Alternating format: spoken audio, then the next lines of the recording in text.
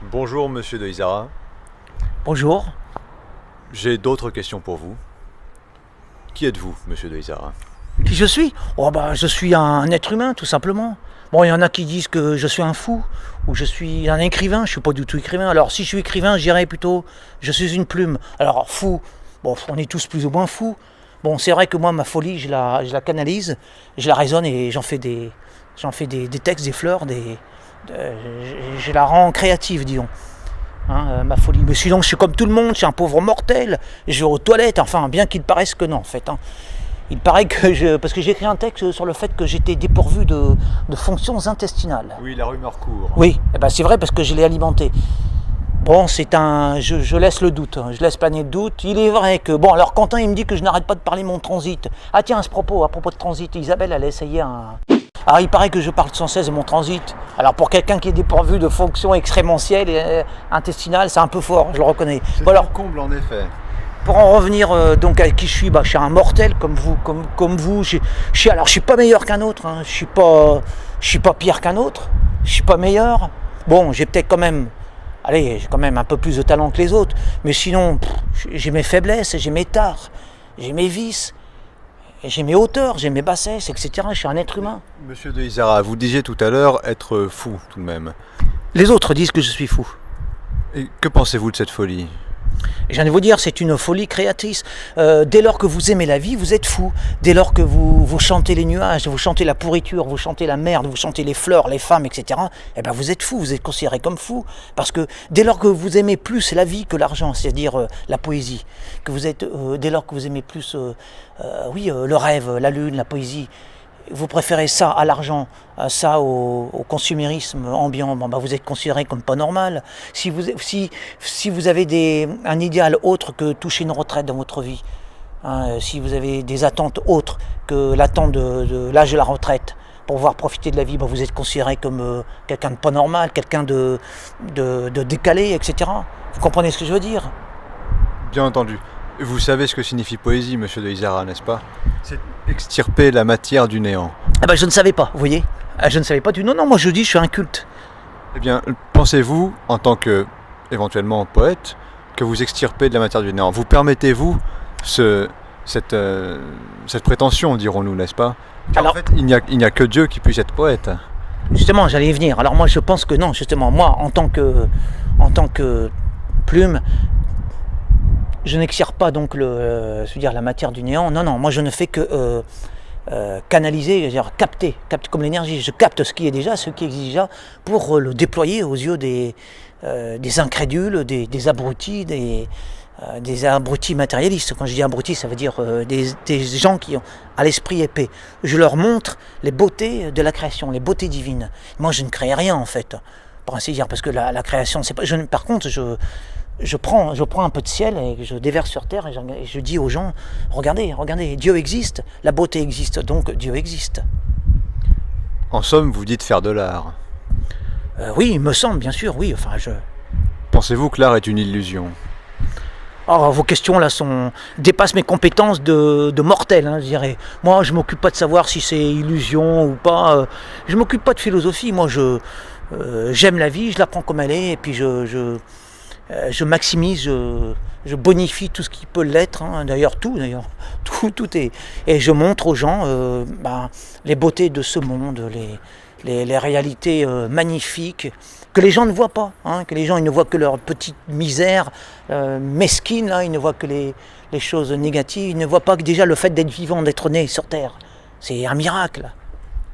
Monsieur de Isara, puisque vous êtes ainsi capable de transcender en quelque sorte éventuellement, disons, le don de Dieu, que pensez-vous, d'une part, de la ville du Mans, bien entendu, et de coins comme celui que nous avons derrière nous, qui est tout de même, je dois dire, assez particulier? Justement, mais ça procède de la magnificence de la création, parce que la merde, c'est quoi? Comme je l'ai dit, la merde, c'est une merveilleuse idée divine. Dieu a décidé que la merde se transformerait en fleurs, en nourriture, etc. Et non, ça fait partie. Alors ça, c'est le fait des hommes. Mais le miracle de la création est là, et comme il est dans partout. Parce que moi, psychologiquement, sur le plan personnel, ça peut choquer, bien sûr, ça peut heurter la sensibilité de l'homme. Mais de manière objective, c'est magnifique. La merde, c'est magnifique. Mais comme tout, hein, pas que la merde. L'herbe, les hommes, la lune, le cosmos, les fourmis, les mouches, etc. Je reviens à ma première question, enfin pas la première question, mais disons à la première partie de cette dernière question, qui n'était sans doute pas la dernière, certainement, hein, du moins l'espérons-nous. Que pensez-vous de la ville du Mans, monsieur de Izera? Alors, d'abord, ça n'a rien à voir, mais parce que pour montrer que quand même l'essentiel, c'est pas la simple apparence. Parce qu'il se trouve que j'ai une marque de café, voilà, j'avais bavé, j'ai renversé du café sur mon maillot. Bon bah ça en gêne certains que je sorte en public comme ça. Mais l'essentiel, c'est pas ça. L'essentiel, c'est pas l'aspect de mon vêtement, hein, c'est la qualité de mon esprit, l'essentiel. Alors pour la ville du Mans, c'est un peu pareil quoi en fait. C'est vrai, c'est une ville gauchiste, hein, mais ce qu'on aime au Mans, c'est ce qu'on aime partout ailleurs. Ce serait sur la Lune, ça serait pareil en fait. Je pense que la ville du Mans est une ville gauchisée. Bon bah ça, c'est évident. Hein. Bon, j'ai rien de particulier à dire sur le Mans, sauf que c'est là où j'habite, donc peut-être que c'est là qu'est ma tour d'ivoire.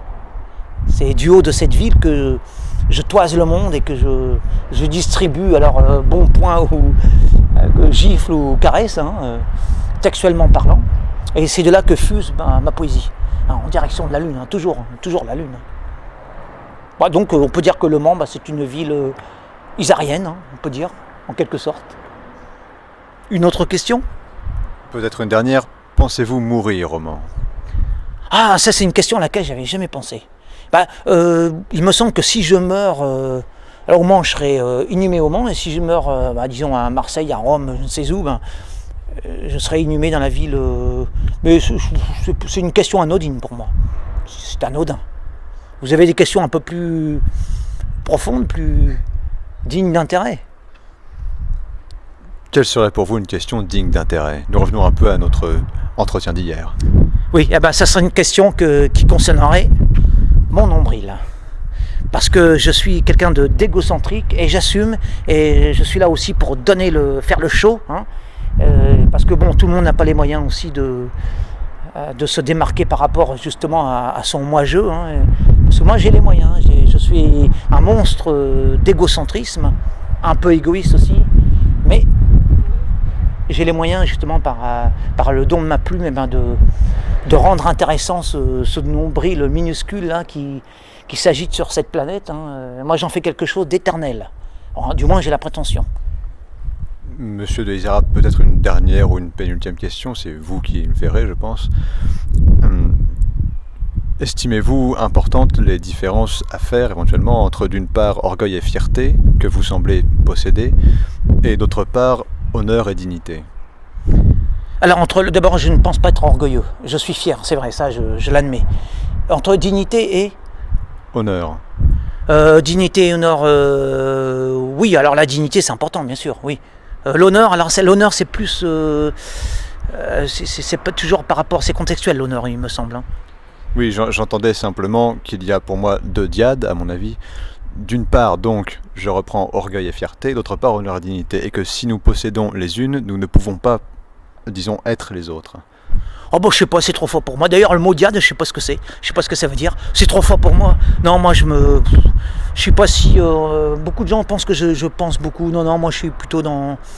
Je suis un peu un enfant, quoi. Je pense pas à ces choses-là. C'est trop fort pour moi. Monsieur de Izera, peut-être cette dernière question. Que pensez-vous des enfants? Des enfants, d'abord moi j'ai pas la fibre paternelle, alors je déteste les enfants comme je le dis, comme les chiens, mais c'est pas pour ça que je leur fais du mal. C'est vrai que je déteste les enfants, enfin quand ils sont tout petits. Mais sinon, je pense que les enfants sont... je vais pas dire qu'ils sont l'avenir du monde, c'est stupide de dire ça parce que c'est un cliché... oui, mais ça peut être un cliché, puis ça peut être vrai. Les enfants, il faut les dresser, il faut les éduquer, il faut surtout pas. Non, c'est important. Il faut les enfants, il faut les faire grandir droit, voilà, pour pas faire des gauchistes tordus, dégénérés, décadents. Et il faut leur apprendre. Non, c'est très important l'apprentissage. Et moi, je suis pour la pédagogie, l'apprentissage en douceur, bien sûr. Hein. Pas de violence, hein, mais il faut être rigide, il faut être rigoureux. Hein. Ça, c'est important. Hein. C'est comme un arbre. Un arbre, si vous voulez qu'il pousse droit, il faut bien l'attacher. Vous savez, t'as un tuteur. Et il faut être la rigueur. Hein, c'est important. Hein, il ne faut pas laisser aller. C'est comme ça que. Et c'est très bien, par exemple, les mettre en pension. Moi, je suis allé en pension. Je n'ai pas été spécialement heureux, mais il n'en demeure pas moins vrai que ça m'a bien formé. Hein. Et moi, je loue les vertus de l'éducation rigide. C'est comme ça qu'on fait des hommes, qu'on forge des tempéraments. Quel est l'avenir du monde, monsieur de Izara?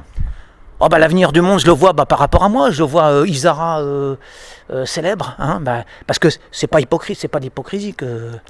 Parce que chacun voit, bien sûr, toujours, en général, les gens se moquent du monde. Ce qui les intéresse, c'est leur propre potager, c'est eux-mêmes. Moi, je n'ai pas d'hypocrisie. Je me vois jeté comme ça en orbite pour l'éternité, hein, par rapport à mes textes. Enfin, j'espère, je fais tout pour, en tout cas. Et la postérité décidera si oui ou non je mérite cette mise en orbite. Mais monsieur de Izara, ne pensez-vous pas, comme Céline, que je sais que vous n'aimez pas, que écrire pour la postérité, c'est écrire pour les vers? Et d'autre part, ne croyez-vous pas que l'éternité ne soit tout simplement qu'une dimension hors du temps et de l'espace? Et dans ces conditions, comment vos textes feront-ils pour demeurer? J'ai pas tout compris, mais ce que j'ai... Non, je veux dire... par rapport... j'ai pas tout compris. Si, j'ai compris, mais pas... non, par rapport à... je voulais dire, je ne déteste pas Céline, j'ai rien contre lui, contre Céline. C'est le fait de la littérature des autres, en général, ne m'intéresse pas. Là, je ne m'intéresse qu'à moi-même. Et pour devenir éternel, comment je ferai? Grâce à Internet, tout simplement. Mais pas que, non, mais c'est important, parce que la vraie éternité, elle n'est pas sur Internet, elle n'est pas dans les livres, elle est dans les esprits. La vraie éternité, elle est dans les cerveaux.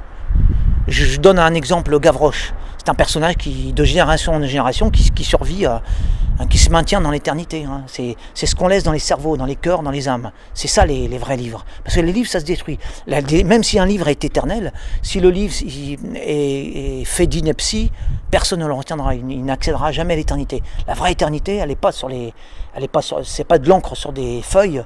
La vraie éternité, elle est dans la tête des hommes, dans leur cœur, dans leur cerveau, dans leur âme.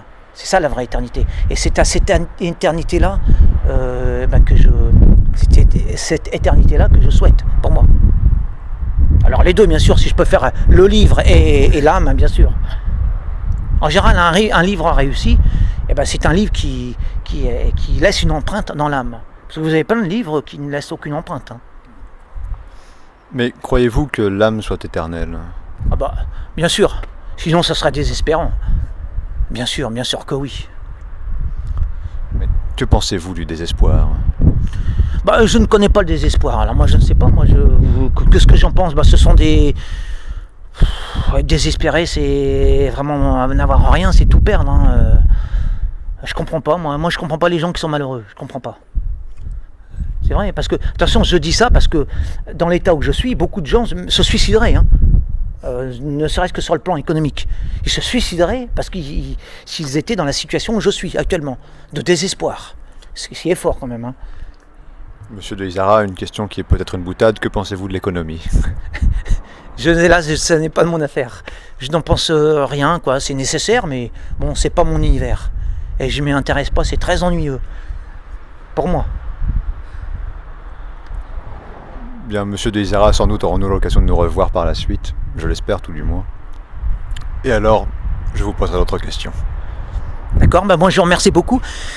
Donc j'avais dit hier que vous étiez un rescapé du 19e, mais je dirais même que c'était un spectre, hein, une sorte de spectre sorti d'une ombre reculée, lointaine, comme ça, d'une ombre russe, hein, du fin fond de la Russie.